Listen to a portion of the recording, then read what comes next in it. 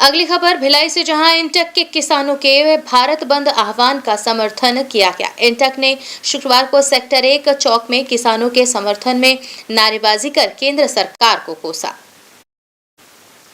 कृषि नीति में बदलाव को लेकर भारत बंद का आह्वान किया गया।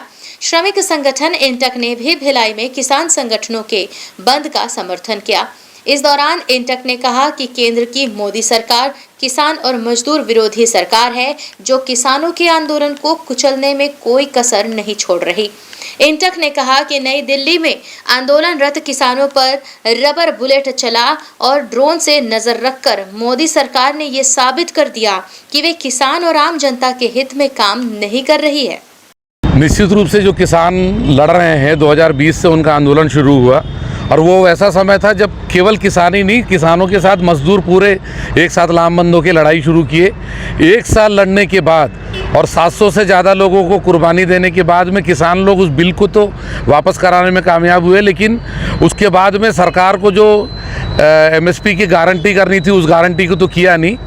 हम किसानों के समर्थन में तो खड़े ही हुए हैं, साथ में यह आंदोलन किसान और श्रमिक और जन विरोधी जो सरकार की नीतियां हैं उनके खिलाफ भी है। तो ये संयुक्त आंदोलन है। किसान मोर्चा और सेंट्रल ट्रेड यूनियन द्वारा आज 16 फरवरी को ये संयुक्त आंदोलन, संयुक्त हड़ताल रखी गई है।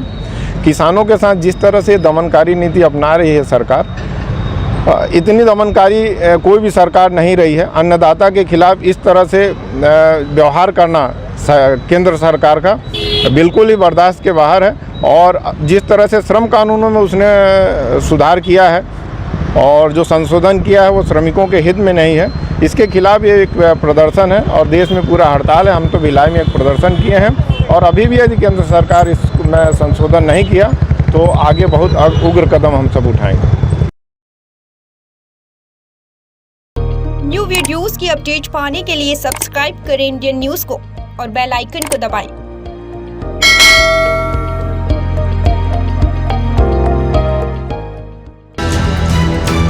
ये है इंदू ब्रॉडकास्टिंग प्राइवेट लिमिटेड और आप देख रहे हैं इंडियन न्यूज, हर पल, हर क्षण, हर सच।